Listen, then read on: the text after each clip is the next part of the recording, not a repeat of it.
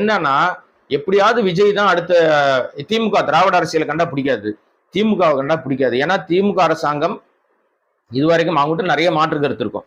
ஆனா அவர்கள் இருந்த காலகட்டத்தில் தமிழர்களுக்கும் தமிழ்நாட்டுக்கும் செய்த எத்தனை நன்மைகள்னு நீங்க பட்டியல் போட்டு பாத்தீங்கன்னா உங்க மனசாட்சிக்கே தெரியும்.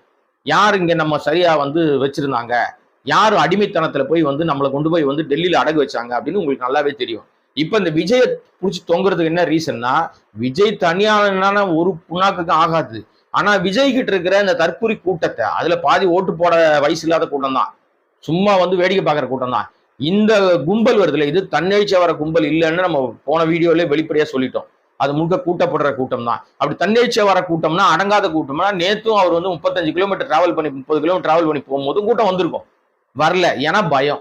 இனிமே விஜய் கூட்டத்துக்கு போனா நம்ம செத்து போயிடுவோம், அந்த ஆள் நம்மளை நசுக்கி கொன்றுவான், கொன்னுட்டு நம்ம குடும்பத்துக்கு ஒரு 20 லட்சத்தை எலும்பு துண்டு மாதிரி போடுவான், அதை கவ்விட்டு நம்ம குடும்பமா இவன் கூப்பிடறதுக்கெல்லாம் பின்னாடி போவோன்னு வரலாற்றிலேயே மிக கேவலமான ஒரு செய்கையை இடம் பிடிச்சிட்டாங்க. அது கரூர் மக்கள் உண்மையிலே பரிதாபப்பட்டவர்கள் தான். அந்த குடும்பத்தாரே அங்கெல்லாம் வச்சிருக்காங்க. எவ்வளவு ஒரு ரொம்ப தப்பான ஒரு விஷயம் பாருங்களேன். அதாவது என்னன்னா, அந்த குடும்பத்தாரை ஏன் வச்சிருக்காங்கன்னு நான் கேட்க வரல, அது நமக்கு அவசியம் இல்லை. அந்த குடும்பத்தார் உண்மையிலேயே என்ன அழுத்தத்தின் காரணமாக சென்னைக்கு வந்தாங்கன்றது நமக்கு தெரியல. உண்மையிலேயே 20 லட்சம் கொடுத்துட்டாரே அப்படின்னு வந்தாங்களா, இல்ல மிரட்டி காசு வாங்கிட்டல மரியாதை கூப்பிட்ட இடத்துல நீ வரணும்னு மிரட்டி வர வச்சாங்களா நமக்கு தெரியல. ஆக மொத்தம் அவங்க சொந்தக்கார் மத்தியிலையும் அந்த குடும்பத்தாருக்கு பெரிய அவமானம் காலத்துக்கும் இருக்கும்ன்றது தான் எழுதப்படாத உண்மை.